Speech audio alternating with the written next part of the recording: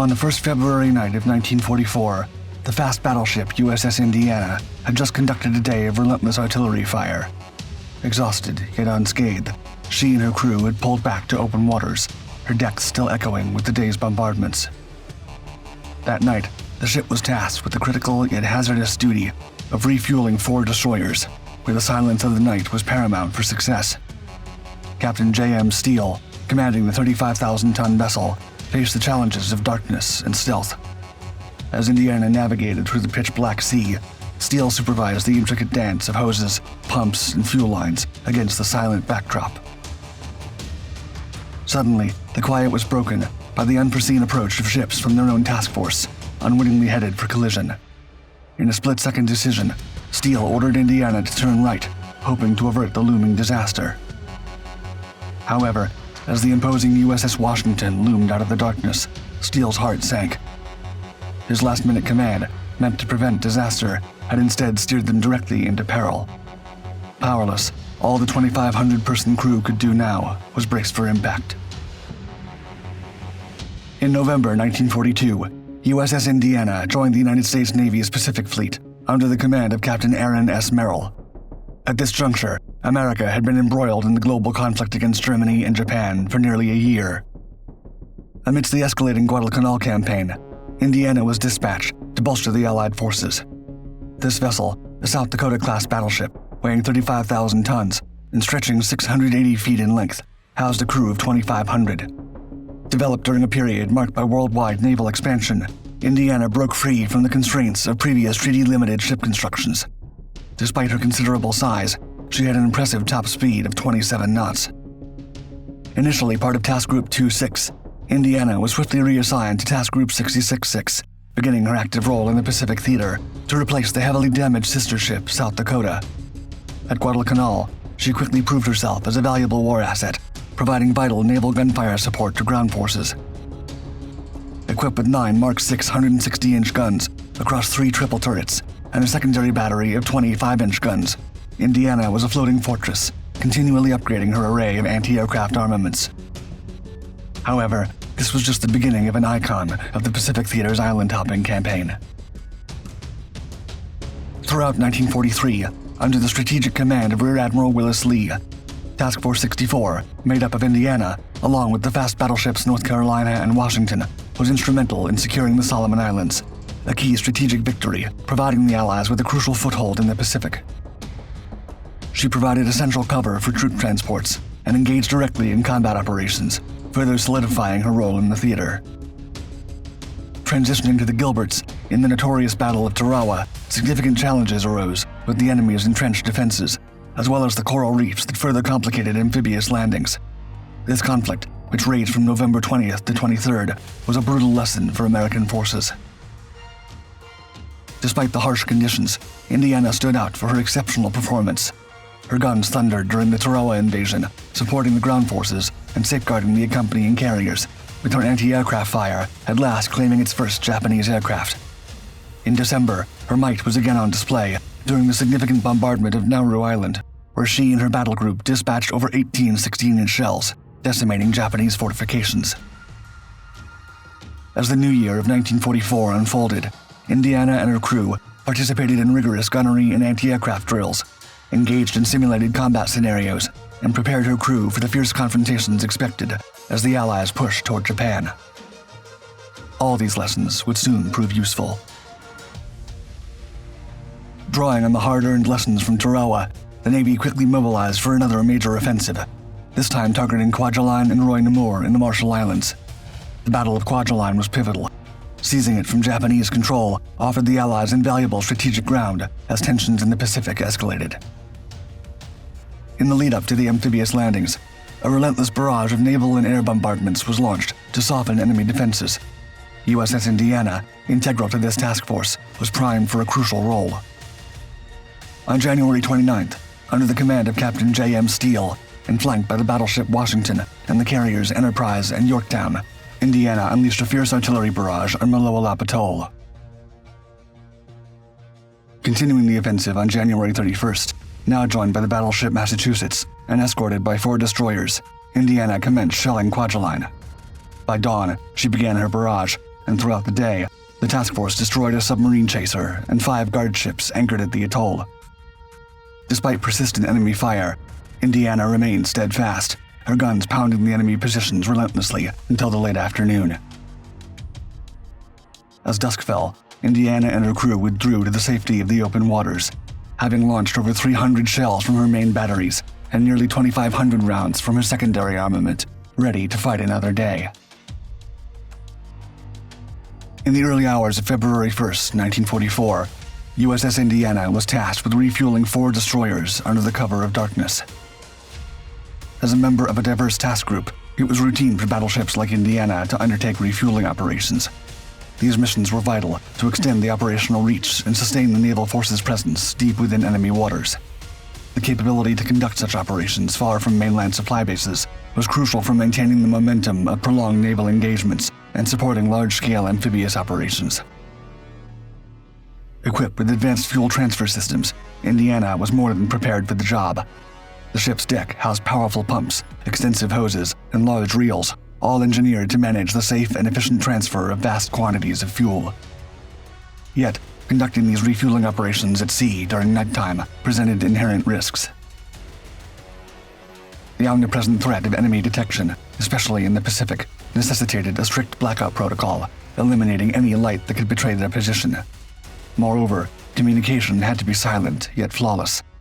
Indiana was fitted with signal lamps and the latest encrypted radio equipment, allowing the crew to orchestrate the delicate dance of fuel transfer without a single word spoken aloud.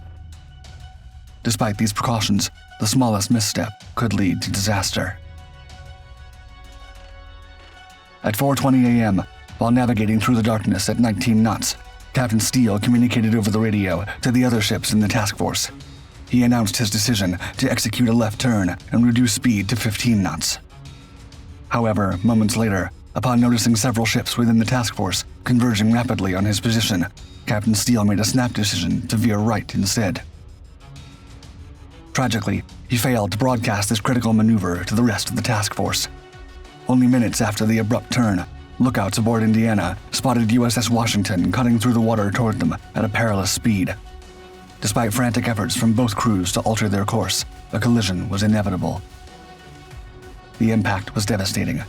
Washington's bow crashed into the aft section of Indiana's starboard side with horrific force, carving a massive gash nearly 60 feet long. The blow sent a shockwave of metal and chaos, severely damaging both vessels and leading to immediate casualties, 6 in Washington and 4 in Indiana. Instinctively, every crew member on both ships sprang into action, engaging in urgent damage control efforts. Amidst the turmoil, they managed to stabilize the situation, preventing both battleships from sinking.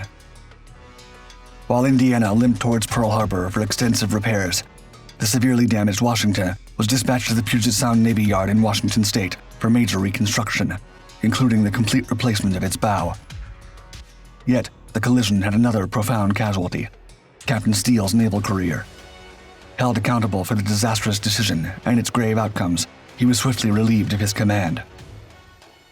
Subsequent court-martial proceedings found him guilty, thus ending his command at sea and relegating him to shore assignments until his career concluded in 1946. After extensive repairs following the collision, USS Indiana joined Vice Admiral Mark Mitcher's Fast Carrier Task Force 58 to participate in Operation Hailstone. The operation targeted Truk Atoll and marked the return to the forefront of naval operations. All over the Pacific, the Allies were slowly but surely encroaching on the Japanese, and the tide was turning to the Americans. As spring turned to summer, Indiana set course for the Mariana and Palau Islands campaign, aiming first for Saipan. Alongside the now refurbished USS Washington and supported by 4 destroyers, the group took part in the pre-invasion bombardment that began on June 13th. Over just 2 days, Indiana's guns roared as nearly 600 shells were hurled towards enemy positions, preparing the ground for the Allied landing. As the troops established beachheads a few days later, the battleship found herself defending the fleet from intense Japanese air assaults. Amid the chaos, her crew demonstrated remarkable agility, dodging torpedoes and downing enemy aircraft. The Battle of the Philippine Sea soon followed, where Indiana played a critical role in securing air superiority. Early on June 19th, Indiana, alongside USS South Dakota, was the first to detect the incoming wave of Japanese aircraft. Indiana shot down an enemy plane at 10:48 a.m., and as the morning progressed, the air filled with the roar of engines and explosions. One torpedo bomber's projectile narrowly missed Indiana. But the respite was short-lived. As another Japanese fighter swooped down in a strafing run, its tail was successfully obliterated by Indiana's accurate fire, sending it crashing into the sea. A burning Nakajima B-5N2 torpedo bomber then collided with Indiana's starboard side. Still, the ship refused to stand down and sustained no critical damage. Throughout this relentless assault, Indiana's gunners remained steadfast, firing 416 shells from her secondary batteries and expending nearly 5,000 rounds of 40mm ammunition and about 9,000 rounds from her 20mm guns. After operations on the Palau Islands, USS Indiana underwent extensive overhaul, missing the crucial Battle of Leyte Gulf. By December, the revitalized battleship returned to Pearl Harbor, ready for the grand finale of island-topping operations. In early 1945, Indiana was chosen as the flagship of Rear Admiral Oscar C. Badger II's Task Unit 1252, headed for Iwo Jima. Arriving in late January, the battleship softened defenses for the planned invasion, including downing an attempted torpedo bomber. By then, the Allied strategic focus soon shifted towards mainland Japan.